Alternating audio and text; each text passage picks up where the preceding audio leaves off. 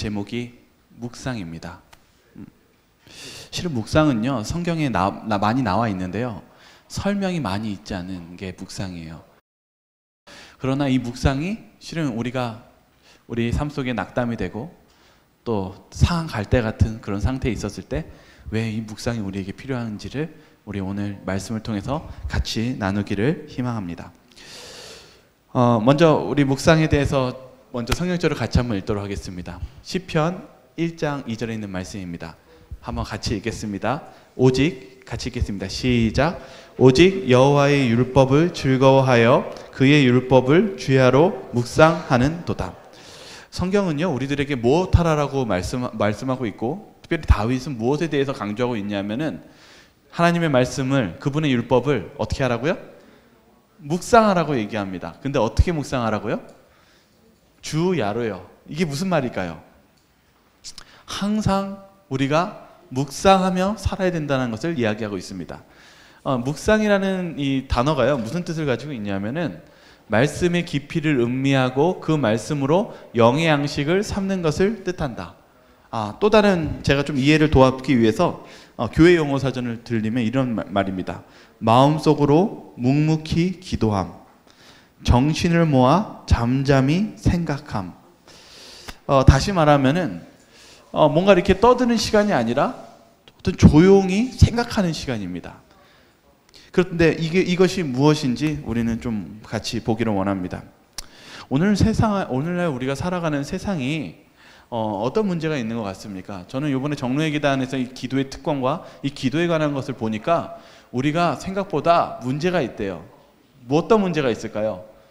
적게 기도하고 적게 예배드리고 적게 주님을 생각합니다. 기도도 적게 합니다. 우리 여기 이 부분에 대해서 제가 읽어드리겠습니다. 우리는 기도도 별로 많이 하지 아니하고 감사하기를 너무 적게 한다. 우리는 하나님의 자비를 항상 받는 자이지만 우리는 얼마나 감사하기를 적게 하며 하나님께서 우리를 위하여 행하신 일에 대하여 얼마나 그를 적게 찬송하는지. 저는 우리 신앙 속에서, 생활 속에서 우리가 얼마나 하나님께 나아가는 그 시간, 나아가는 헌신이 오늘날 너무 적어졌는지 한번 고민할 필요가 있다고 생각합니다. 우리가 실은 하나님께 나아갈 때 많이 하는 일들이 여러 고민과 여러 바쁜 일들을 얘기하지만 실제로 우리가 하나님을 만나는 시간보다 정말 우리가 TV 보는 시간, 드라마 보는 시간, 아니면 이 세상에서 걱정하는 시간이 얼마나 더 많습니까? 우리가 살아갈 때 우리가 정말 먼저 하나님을 찾아가고 하나님께 시간을 드리는 그런 저와 여러분들이 되기를 간절히 바라겠습니다. 우리는요, 이 묵상에 대해서 생각했었을 때 이 묵상이 얼마나 중요한지에 대해서 특별히 마리아 사건을 좀 바라볼 필요가 있습니다. 실은 마리아가 예수님을 어린 때 이 성전에서 무엇했어요? 잃어버렸어요. 심지어는 어디에서 예수님을 잃어버린지 알았냐 하면은 이미 떠나서 3일이 지난 후에 예수님이 잃어버린 줄 알았어요. 그 부분에 대해서 시대의 소망은 무슨 문제점이 있는지에 대해서 이렇게 기록하고 있습니다. 만일 요셉과 마리아가 묵상과 기도로 그들의 마음에 하나님께 머무르게 했다면 그들은 하나님의 아들을 맡은 직분의 신성성을 깨닫게 되었을 것이며 따라서 예수님을 잃어버리지 않았을 것이다. 다시 말하면 마리아에 대해서 무슨 문제가 있었다고 얘기합니까? 그가 묵상을 했다면 예수님을 잃어버리지 않았다라고 얘기합니다. 우리는요, 지금 마리아가 묵상과 기도의 생애가 머무르지 않았던 그 순간에 어려움을 당했다는 것을 이야기합니다. 우리의 삶도 우리의 실패가 오고 영적인 흔들림이 올 때는 우리가 묵상하지 않고 기도하지 않을 때라는 것을 예고하고 있고 암시하고 있습니다. 특별히 이 차이나는 묵상의 클래스에서 이렇게 좀 쉽게 정리해 줍니다. 왜 우리가 묵상해야 합니까? 우리는 불경건한 자들에게 지침을 구하지 않아야 한다. 악인의 꾀를 따르거나 그 영향권 하에 들어가면 안 된다. 우리가 묵상하지 않고, 묵상을 다시 말하면 우리가 말씀 속에서 하나님을 깊이 상고하는 그 시간을 갖지 않는다면 우리는 무엇에 빠지기 쉽다라는 것입니까? 시험에 빠지기 쉽고, 그리고 우리의 생각이 불경건한 자들의 생각과 판단으로 넘어갈 수 있다는 것을 경고하고 있기 때문입니다. 이사야서 42장 3절은 바로 우리들에게 이렇게 이야기하고 있습니다. 같이 한번 읽어보겠습니다. 시작. 상한 갈대를 꺾지 아니하며 꺼져가는 등불을 끄지 아니하고 진실로 정의를 실행할 것이며. 바로 이 예수님에 대한 예언에 대한 말씀인데요. 하나님은요, 우리들을 어떻게 다루시는지에 대해서 기록한 책입니다. 실은 우리의 인생은 실은 언제나 그 새파란 파릇파릇한 갈대면 얼마나 좋겠습니까? 근데 우리 인생이 보니까 시간이 지나면 어떻게 돼요? 실은 벼도 보십시오. 그리고 어떤 동물을 보시고 모든 생물을 보십시오. 우리가 언제나 활기찬 아니면 늘 건강한 그런 모습으로 남아 있습니까? 처음에는 파릇파릇하고 기고만장한 것 같지만은 시간이 지나면 우리 몸에도 병이 생기고 상처가 생기고 그 갈대도 어떻게 됩니까? 상한 우리의 인생을 보게 됩니다. 오늘 예수님께서 이렇게 얘기합니다. 우리가 실은 이 세상을 살아갈 때 너무나 많은 세상에 치여 살면서 우리는 아픔과 그리고 상처로 우리는 힘과 능력과 또 때로는 절망을 경험합니다. 여러분, 이런 우리 인생 속에서 힘과 우리가 절망과 그리고 우리 자신의 어떤 그 결함들을 발견했을 때 여러분은 어떤 감정을 느끼십니까? 저는 이번 주에 한 목회자와 이렇게 이야기를 하는 시간이 있었는데 이 목사님이 얼마나 힘드시던지 실은 교회에 실은 심각한 여러 일들 때문에 너무 이 충격이 커가지고 병이 나신 거예요. 그럴 때 여러분, 우리는 어디서 회복을 얻을 수 있을까요? 여러분들의 인생의 삶 속에서 정말 상처난 그 갈대 같은 삶 속에서 우리에게 필요한 건 무엇입니까? 그건 힘입니다. 여러분, 우리가 자포자기하고 넘어질 때 우린 다시 일어날 힘이 필요합니다. 우리의 자존감이 무너졌을 때 자존감을 세워줄 힘이 필요합니다. 우리가 어떤 우리의 용기를 잃었을 때 용기를 세워줄 힘이 필요합니다. 그래서 교회에 옵니다. 여러분, 세상은요, 우리가 무너지고 실패했었을 때 아무도 이 세상은 여러분들을 봐주지 않습니다. 여러분에게 힘을 주지 않습니다. 그러나 우리가 왜 교회에 옵니까? 왜 교회에는 많은 상처 입은 영혼들이 올 수 있는 곳입니까? 그것은 바로 하나님께서 그러한 힘과 용기를 주시는 곳이기 때문입니다.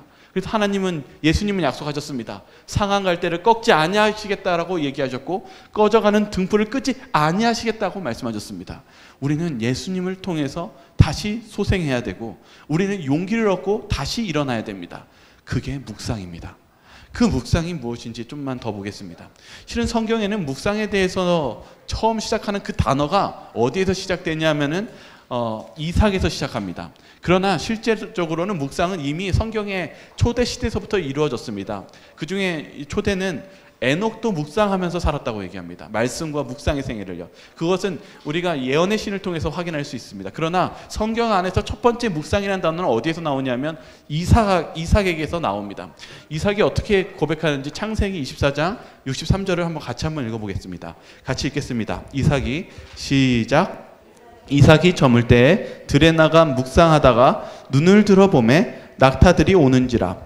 이삭이 리브가를 인도하여 그의 어머니 사라의 장막으로 들이고 그를 맞이하여 아내로 삼고 사랑하였으니 이삭이 그의 어머니를 장례한 후에 위로를 얻었더라. 여러분, 이삭이요, 무엇하고 있는 과정에서 묵상하고 있었냐면은 이제 그가 이제 아내를 받아들이는 그러한 가운데 실은 어디에 나가서 묵상하고 있었어요? 들에 나가서 묵상하고 있었어요. 여러분 생각했을 때 이삭이 지금 상황이 걱정이 있을까요? 아니면 걱정이 없는 상황일까요? 네? 걱정이 있었어요. 어디서 알 수 있어요? 전 뒤에서 알 수 있어요. 보면 이삭이 그의 어머니를 장례한 후에 위로를 얻었더라. 지금 이삭은 어떤 마음의 상태가 어떤 상황입니까? 아주 신나고 즐거운 상황입니까?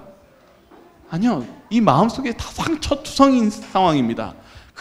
그가 가장 사랑했던 어머니를 잃었고 심지어는 이제는 그가 분명히 하나님께서 큰 민족이 되게 해주시겠다라는 아주 중요한 사명이 있는데 그 사명조차 어려워지는 그런 상황 속에서 무엇하고 있었습니까? 들에 나가서 무엇하고 있었어요?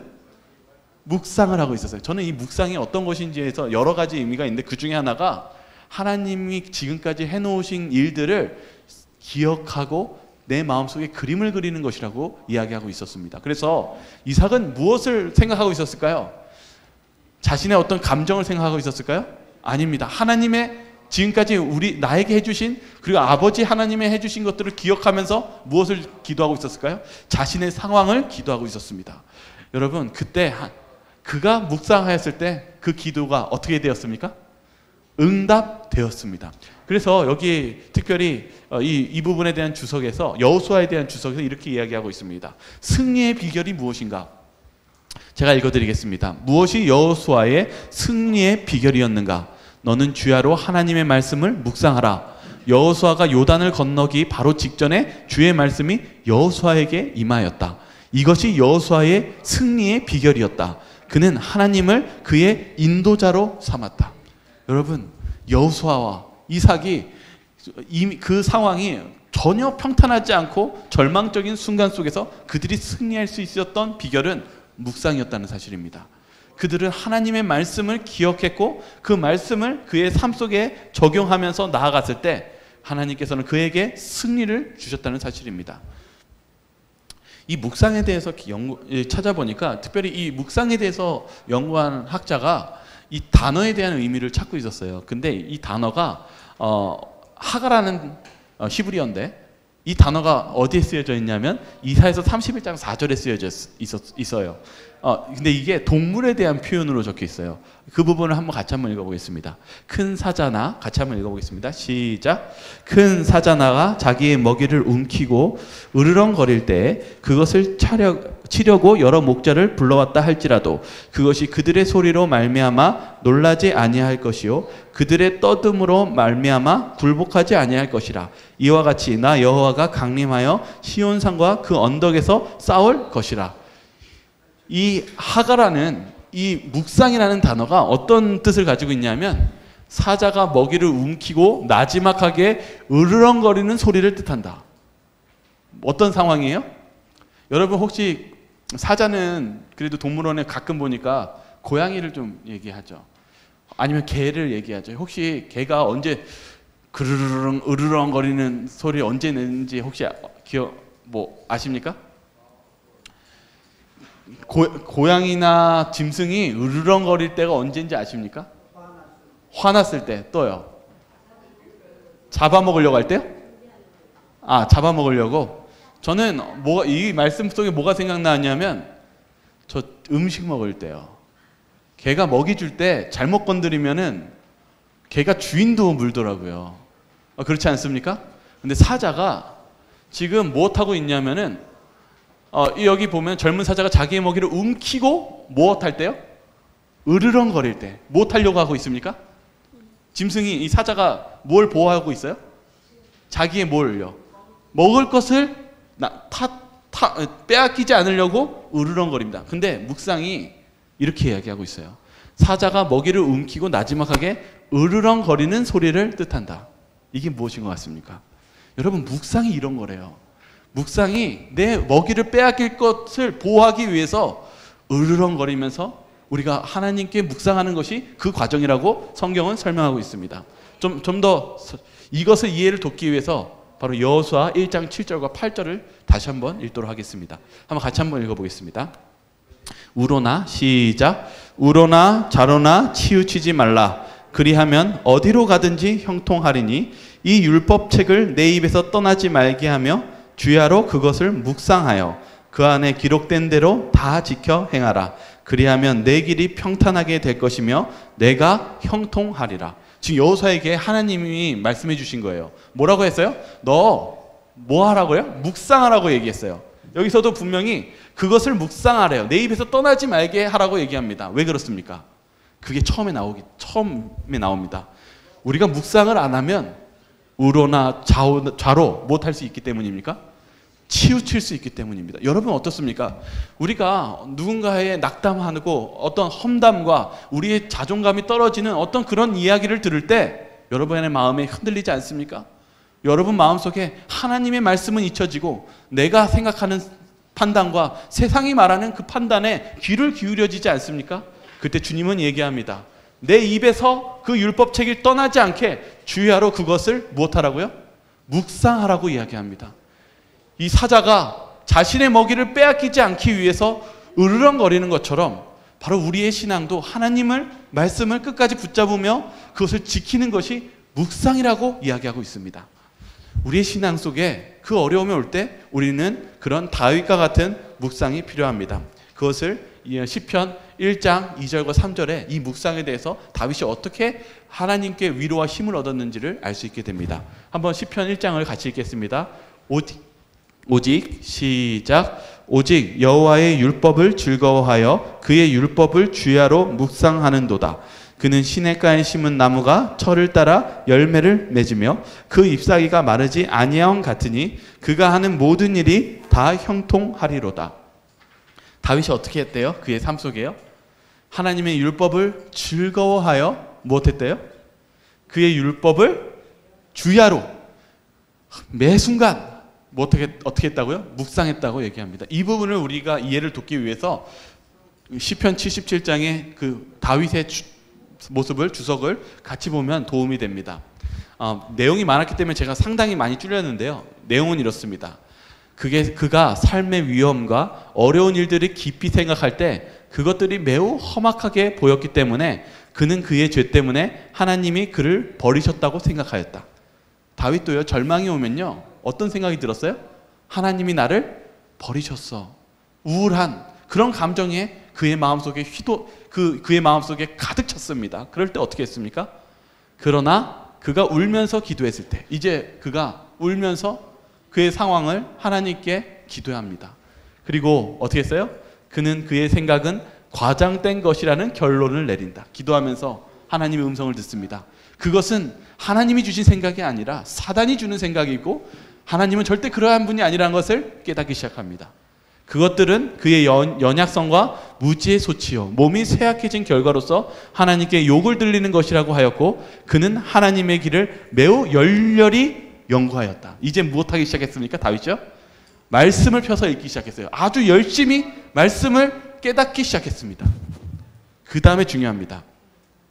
그는 하나님께서 한 백성을 해방시키려고 하신 일을 마음에 떠올렸다. 이게 묵상입니다. 말씀을 읽고 그 다음에 무엇했어요? 조용한 그 시간에 이 말씀을 음미하기 시작했습니다. 여러분, 묵상은요 말씀을 읽는 게 아닙니다. 저도 목회를 하지만 책을 계속 읽지만 그것이 묵상이 아닙니다. 지식으로 우리의 신앙이 승리하는 것이 아닙니다. 그 말씀을 내 마음속에 살아있는 말씀으로 드리는 것이 바로 묵상입니다. 다윗은 거기서 묵상을 하기 시작했습니다. 주의 모든 일을 묵상하며 주의 행사를 깊이 생각하리이다라고 말했다. 그가 이제 묵상하기 시작했습니다. 그의 믿음은 하나님을 굳게 붙잡았다. 묵상 후에 그의 믿음이 살아나기 시작했습니다. 믿음을 강하게 붙잡기 시작했습니다. 그래서 그는 힘을 얻고 용기를 얻었다. 여러분, 묵상이 중요합니까? 우리가 묵상을 해야 되겠습니까? 여러분, 말씀만 읽지 마시고 그 말씀에 조용한 시간에 주님을 그 여러분의 마음속에 들여놓으시기를 바라겠습니다.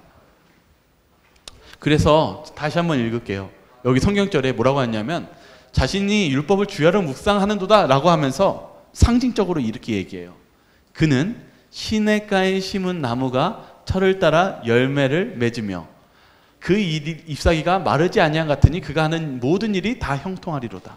여러분, 여기 그림에 실은 잘 안 보이시면 오아시스예요. 여러분, 이 나머지는 다 사막입니다. 여러분, 우리 인생이 진짜 광야와 같은 사막과 같은 메마른 길 아닙니까? 그러나 우리가 하나님의 말씀을 의지하고 다윗과 같이 묵상한다면 다윗은 이렇게 약속했어요. 시냇가에 심은 그 나무처럼 밖은 사막이어도 잎사귀가 마르지 아니하는 그런 경험을 우리도 할 것이라고 약속하고 있습니다. 그러므로 여러분, 묵상하시기 바랍니다. 주님과 동행하시기 바랍니다. 이 묵상에 대해서 이 시대의 소망은 이렇게 이야기합니다. 묵상과 기도는 우리로 위험의 길로 무모하게 들어가지 않도록 지킬 것이며 많은 패배를 면하게 해줄 것이다. 이렇게 약속하고 있습니다. 여러분들의 많은 패배를 묵상을 통해서 패배하지 않게 해주겠다고 약속하셨습니다. 특별히 여기 이 주석은 이렇게 이야기합니다. 마음을 지키는 일을 할 때 우리는 도움을 호소하며 은혜의 보좌로 향하여 부르짖는 일에 지치지 말고 매 순간 묵상함으로 기도 중에 있어야 한다. 이 묵상을 우리가 꼭 해야 된다고 얘기합니다. 그 묵상을 통해서 우리가 기도 중에 그리고 호소 속에 나아가야 된다고 이야기합니다. 주께서는 쉬지 말고 기도하라고 하셨다. 그리스도인이라고 해서 항상 기도의 자세를 취할 수 있을 수는 없는 일이지만 그 생각과 욕망은 언제나 하늘로 향할 수 있다. 여러분의 마음을 끊임없이 할 수 없을지라도 그 마음을 하늘로 향하는 것이 묵상이라는 것을 다시 한번 설명해 주고 있습니다. 그래서 우리의 마음을 주님께로 나아가시기를 바라겠습니다. 여기 이 묵상이 왜 중요한지에 대해서 특별히 이 모세가 시내산 사건에서도 기록되어 있습니다. 실은 모세가 시내산에 갔었을 때 하나님을 바로 만날 수가 없었거든요. 엿새째 후에 만났거든요. 근데 이 기다리는 시간에 대해서도 이렇게 이야기하고 있어요. 하나님께서 너는 산에 올라오라, 내게로 와서 거기 있으라 이렇게 얘기했는데 여기 이렇게 이야기합니다. 이 기다리는 기간은 그에게 있어서 준비하는 기간이었고 자기 자신을 면밀히 살피는 시간이었다. 하나님의 총애받는 모세조차도 당장 그분의 앞에서 앞으로 나아가서 그분의 영광을 발현을 견딜 수는 없었다. 그가 그의 조물주와의 직접 교통을 위하여 준비될 수 있기 전에 마음의 반성과 묵상과 기도로 자신을 하나님께 바치는데 엿새가 걸리지 않으면 안 되었다. 여러분, 하나님께 바로 갈 수가 없었습니다. 모세조차도 묵상하며 기도하는 그 시간을 통해서 그가 하나님을 만날 준비를 하였다는 사실입니다. 그러므로 우리가 이 묵상이 얼마나 중요한 것인지를 다시 한번 말씀을 통해서 알 수 있게 됩니다. 제가 여기 안 넣었지만은 예수님도 묵상하셨습니다. 들에 나가 묵상하셨고 하나님의 선지자들조차도 이 묵상을 아주 중요하게 생각했다는 사실입니다. 그러므로 우리의 삶 속에 이 신앙 속에 조용히 기도하는 시간 외에 말씀을 펴놓고 그 말씀을 조용히 음미하는 그러한 시간이 우리의 영적인 삶을 살리며 우리가 어두운 그 깊은 구덩이에 빠질 때 다윗과 같이 우리가 소생함을 갖는 길이 묵상임을 우리는 알 수 있게 됩니다. 그래서 이 묵상을 뭐라고 얘기하냐면요, 실은 우리가요 묵상하라고 하고 묵상이 좋구나 해서 묵상이 되어지지 않는다고 얘기합니다. 묵상은 훈련해야 됩니다. 다시 한번 이 부분에서 이렇게 이야기합니다. 그들의 마음의 생각들은 하늘의 사물들과 거룩한 사물들을 묵상하도록 훈련을 받아야 한다. 우리는 훈련해야 됩니다. 이거는 여러분들이 훈련하며 결심함으로써 이루어질 수 있는 이 하나님의 축복입니다. 그러므로 여러분의 삶 속에 어떤 훈련을 해야 될까요? 그것에 대해서 이렇게 이야기합니다. 특별히 증언보감 2권에서는 무엇을 얘기하고 있냐면은 여러분 오늘 교회 오실 때 어떻게 하셨습니까? 실은 교회 오실 때 바로 이 부분에서 이렇게 얘기합니다. 집회가 시작되기 전에 몇 분 동안 기다려야 한다면 그들은 조용히 묵상함으로써 진정한 헌신의 정신을 유지하고 그 예배가 그들 자신의 마음에 특별한 유익이 되고 다른 사람들의 심령의 변화와 확신을 이끌어달라고 마음속으로 하나님께 기도하고 있어야 한다. 그들은 그 집안에 하나님의 사자들이 있다는 것을 기억해야 한다. 우리는 침착하지 못하고 반성과 기도를 권장하지 않음으로써 하나님과의 즐거운 교제를 많이 상실한다. 우리가 묵상하지 않아서 오늘 이 예배 시간에 몇 분 남았던 이 잠깐의 시간 동안 우리가 묵상하지 않으므로 우리가 실은 즐거운 하나님과의 교제를 무엇하고 있다고요? 잃어버리고 있다고 이야기하고 있습니다. 우리는 오늘 이 시간 내 그리고 우리가 여러분의 직장과 여러분의 혼자 있는 시간에 그 조용한 시간을 하나님과 묵상하심으로써 여러분의 영적인 소생과 하나님의 승리하시는 그 경험을 저와 여러분들이 꼭 하시기를 간절히 바라겠습니다. 이 묵상에 대한 이야기를 할 때 이 바로 엠마오에 대한 이야기를 좀 볼 필요가 있어요. 왜냐하면은 엠마오로 가는 그 두 제자가 있었죠. 예수님이에요. 이 두 제자가 엠마오로 집으로 가는 길이 어떤 길이었습니까? 아주 슬픈 길이었어요. 여기 뭐라고 적혀 있냐면 시대의 소망에는요, 그들은 못하기로 집으로 돌아가는 중이었냐, 묵상과 기도를 드리기 위해서 집으로 가는 중이었어요. 집으로 이렇게 가고 있는데 어떤 감정적인 게 있었냐면 몹시 슬퍼하고 있었대요. 뭐 때문에요? 예수님이 재판받으시고 십자가에 달려서 돌아가셨는데 거기뿐만 아니라 심지어는 예수님의 시신까지도 어떻게 돼버렸어요? 잃어버렸어요. 그래서 저희가 이처럼 크게 낙담해 본 때는 결코 없었다. 이들은 가장 평생의 낙담스러운 순간에 울면서 걸어가고 있었습니다. 그때 예수님이 이렇게 얘기했어요. 당신네들 왜 이렇게 슬퍼하면서 걸어가고 있습니까? 이런 질문을 합니다. 그래서 이렇게 얘기하니까 그것도 모르십니까? 하면서 예수님에 대한 설명을 하니까 예수님이 뭐라고 대답하시는지 아십니까? 한번 읽어보죠. 25절입니다. 25절 한번 같이 읽어볼까요? 이르시되 시작. 이르시되 미련하고 선지자들이 말한 모든 것을 마음에 더디 믿는 자들이여 그리스도가 이런 고난을 받고 자기의 영광에 들어가야 할 것이 아니냐 하시고 이에 모세와 모든 선지자의 글로 시작하여 모든 성경에 쓴 바 자기에 관한 것을 자세히 설명하시니라. 여러분 가장 슬플 때요 예수님이 뭐라고 그랬어요? 아유 미련한 것이라고 예수님이 뭐라고 했어요? 실은 꾸중합니다. 왜 그렇습니까? 여러분 가장 슬프고 절망적인 순간에 왜 예수님께서는 왜 그 슬픈 그 두 제자에게 꾸중을 하는 것일까요? 왜냐하면 슬플 일이 아니기 때문입니다. 우리가 가장 슬프고 절망적인 순간에 예수님은 이렇게 얘기합니다. 절망할 필요가 없다라고 말씀하십니다. 그리고 그 두 제자에게 무엇을 꺼내서 얘기해 주시기 시작합니까? 여기 보십시오. 모든 선지자의 글로 시작하여 모든 성경에 쓴 바 자기에 관한 것을 자세히 설명하시니라. 여러분 가장 절망적인 순간에 두 제자에게 하신 것은 다른 이야기가 아니라 성경에 있는 말씀이었습니다. 그들이 성경에 있는 말씀을 들을 때 어떤 일이 일어났습니까? 여기 내용들은 뭐냐면은 그들이 생각했던 것과 완전히 반대되는 내용이었다는 것입니다. 분명 예수님이 돌아가시는데 예수님은 뭐라고 했습니까? 그것이 반드시 필요한 일이었고 그것이 우리들에게 더 유익된 일이라고 말씀하시면서 상황이 역전되는 내용이었습니다. 그때 다 듣고 나서 이렇게 얘기합니다.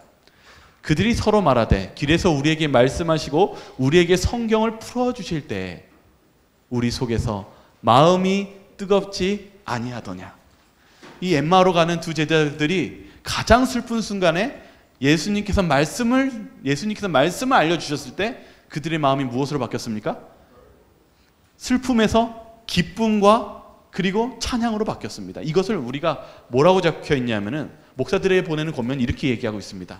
말씀을 묵상할 때 그들은 엠마오로 가던 두 제자의 마음처럼 속에서 뜨거움을 경험하게 된다.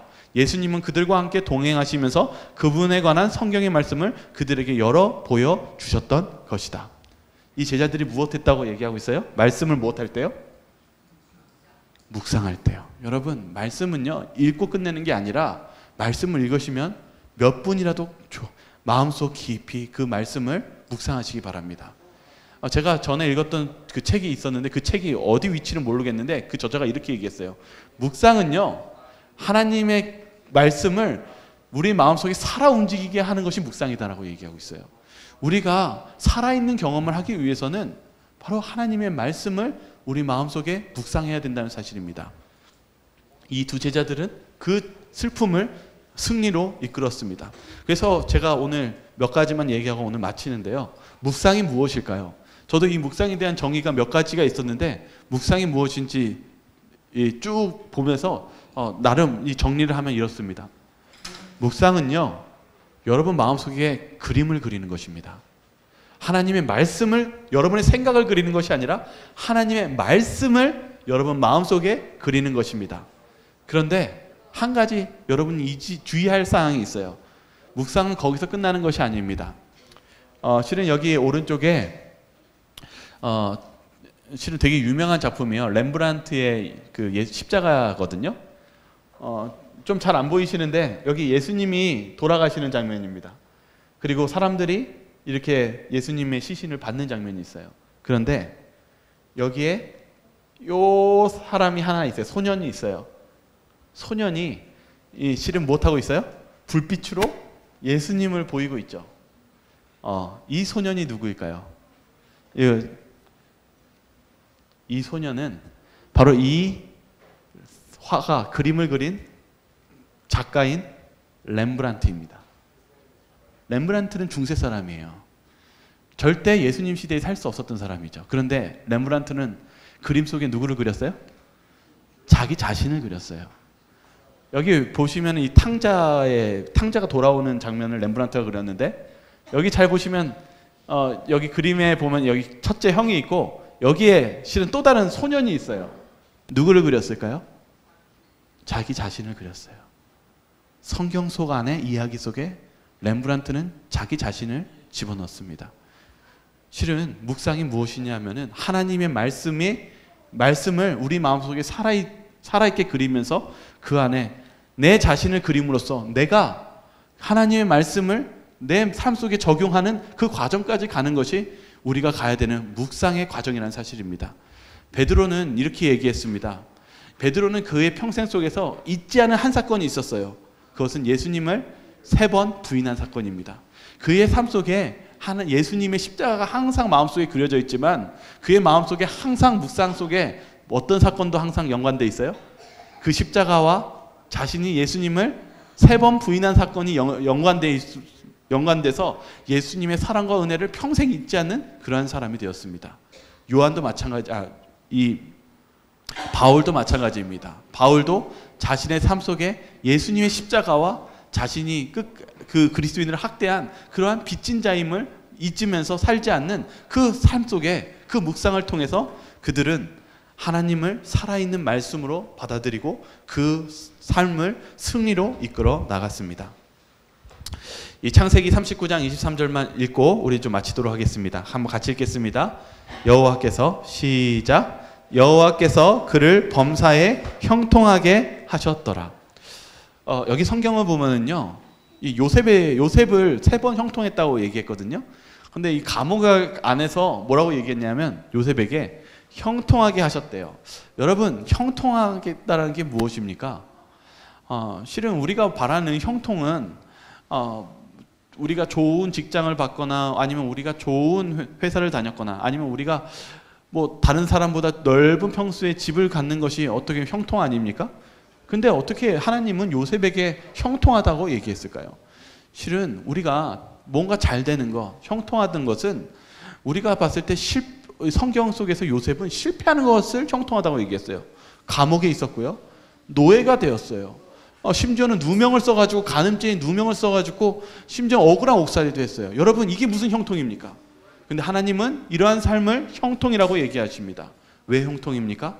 요셉은 하나님을 끝까지 의지하며 동행했기 때문입니다. 여러분, 다윗도 그의 인생 속에서 대부분의 시간을 도망가는 데 썼습니다. 그러나 하나님은 그를 형통하게 하신 것은 그가 그러한 순간에 하나님을 묵상하고 의지함으로써 하나님께서 그를 형통케 해주셨기 때문입니다. 여러분, 우리의 인생은 다른 잘난 것이 인생이 아니라 바로 하나님을 의지하고 나아가는 것이 하나님의 형통함이고 그리고 하나님의 축복임을 잊지 마시기 바랍니다. 오늘 묵상이 어쩌면 어렵죠. 근데 이 묵상을 여러분 우리의 삶 속에 실천해 보시기 바랍니다. 이것은 훈련입니다. 우리의 훈련 속에서 그런 하나님의 놀라운 축복과 자비를 체험하시길 바라며 오늘 말씀을 마치도록 하겠습니다.